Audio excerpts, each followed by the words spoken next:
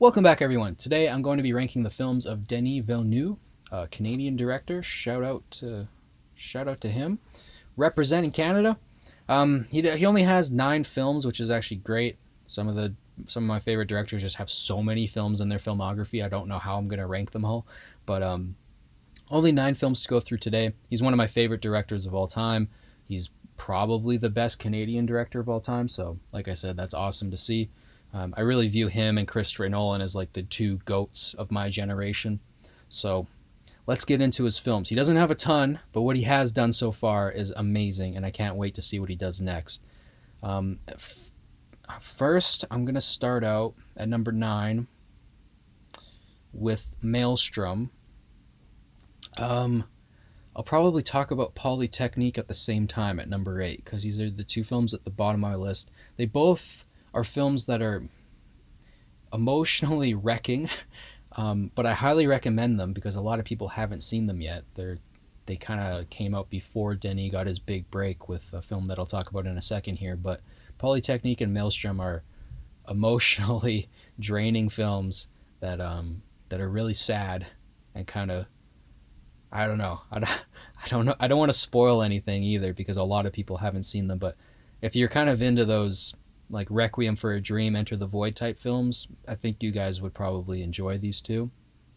Go and check those out. But at number 7, I have Enemy. This was, I think, the first film I saw from Denis. Yeah, it was. Definitely was. I remember this came out on Netflix way back. Yeah, probably 2013, 2014, somewhere around there. And I just saw that Jake Gyllenhaal was in it, with one of my favorite actors, and he was playing either himself or a doppelganger or a brother.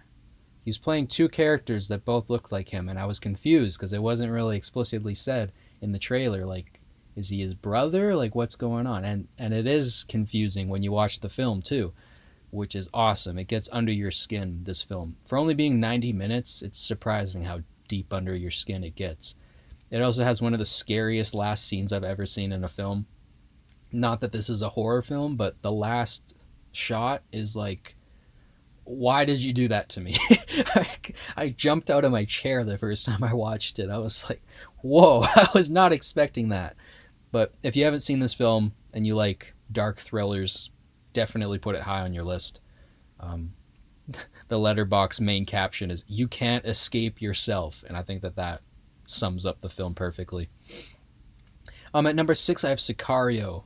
Ooh, I loved this film. I was so excited for it when it came out, watching the trailers and stuff, and whew, you want to talk about a masterclass in directing action. Wow.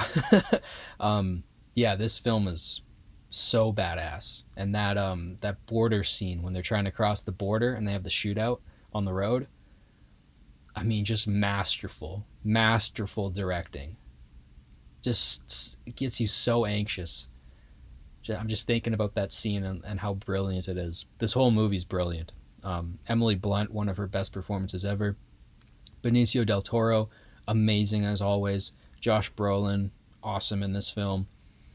I really don't have too many complaints about this film other than like the 5 films above it I like more. That's about it. Like, this is one of the best films I've ever seen when it comes to like action films that are action, that are like realistic action films. Like, sometimes John Wick blurs that line and you're like, okay, you're killing like 100 people. Like, it's starting to, like, I'm starting to get desensitized to it. Whereas like Jason Bourne kind of rides the line a little bit better. It feels a little bit more real. And Sicario feels real. And that's why I love it. At number 5, I have Incendies. This is the film I was referencing when he kind of got his big break. Still, a lot of people haven't seen it. I highly recommend it. I was debating putting this number 1, but I didn't want to like sound pretentious or like I was being different. I truly like the 4 films that I have above it more. But as far as like a technical film, I don't think he's made a better film than this. And again, emotionally absolutely destroying. You get to the end of this film and you're just wrecked, which is awesome. I love when directors can play with your emotions like that. So Incendies at number 5.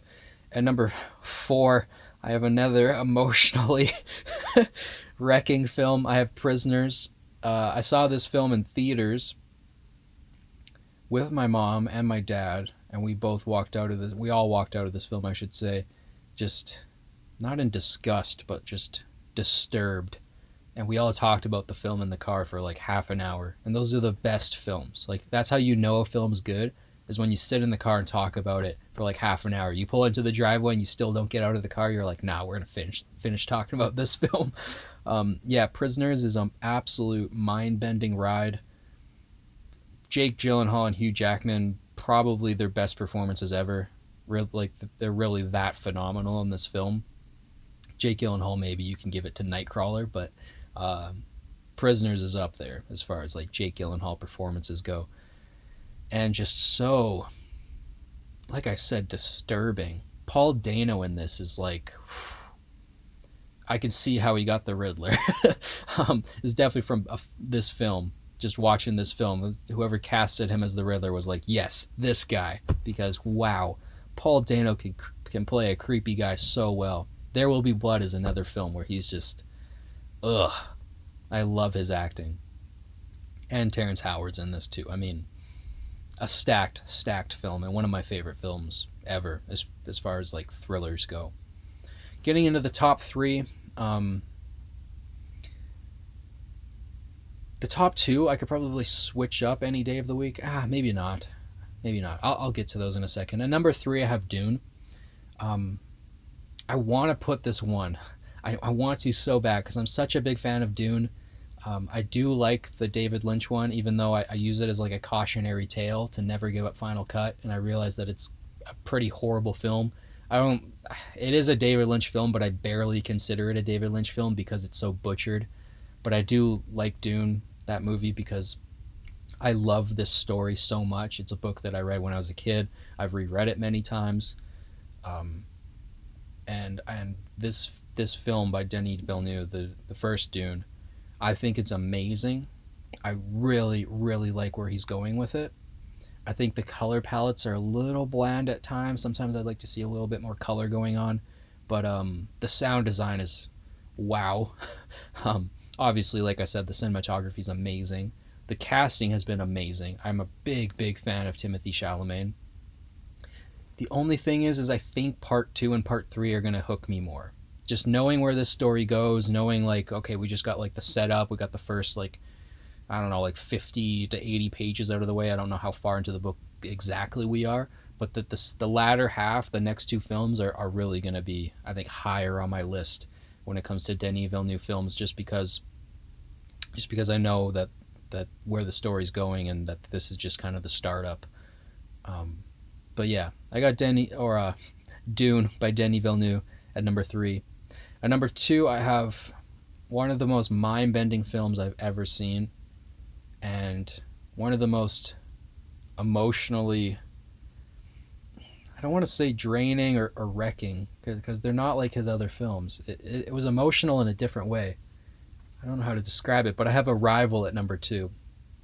I don't know how exactly to describe how I felt at the end of this film, but it was deep. I instantly went and read the book after I saw this film because I was like, whoa, that is an interesting way to tell a story. Amy Adams is amazing in it. Jeremy Renner is amazing in it. But the concept of this film, I don't want to spoil it for anybody who hasn't seen it, but wow.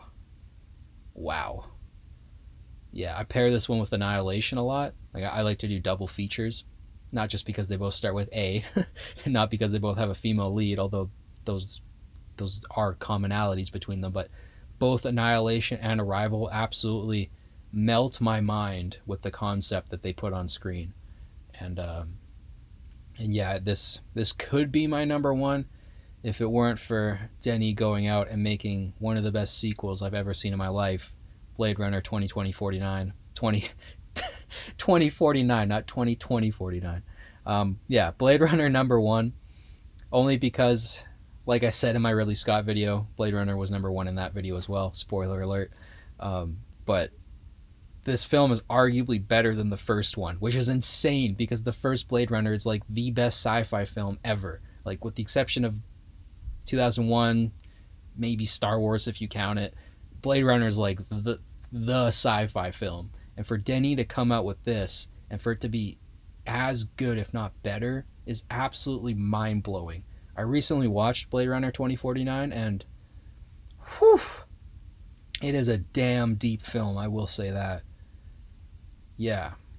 Again, I'm gonna do a full analysis on this film. Probably gonna take me like 2 to 3 hours to get through the whole thing. So if you guys want to see like those full analysis videos, let me know in the comments, and all that, so I know you guys want to see them. But yeah, I started writing the script already, and Blade Runner 2049 is arguably deeper than the first one, which is quite the achievement. I could rant about this film all day long.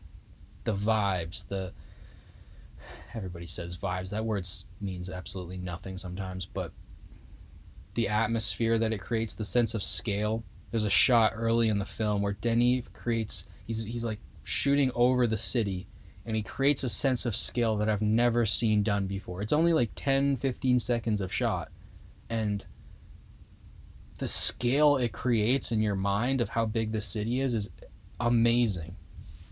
Yeah, I mean, I could gush about this film all day, but Blade Runner 2049, definitely my number one.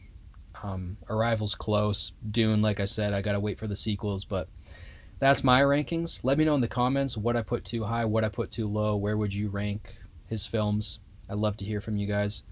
And yeah, that's all I got for today. Only 9 films today. It's a bit of a shorter filmography, but Denis got a lot of time ahead of him, and he's gonna make a lot more great films, and I'm happy about that because he's really putting on for Canada, which is sick. So yeah. Thank you guys for watching. As always, don't forget to like and subscribe. It helps boost this channel in the algorithm. I'll catch you guys in the next one, and peace.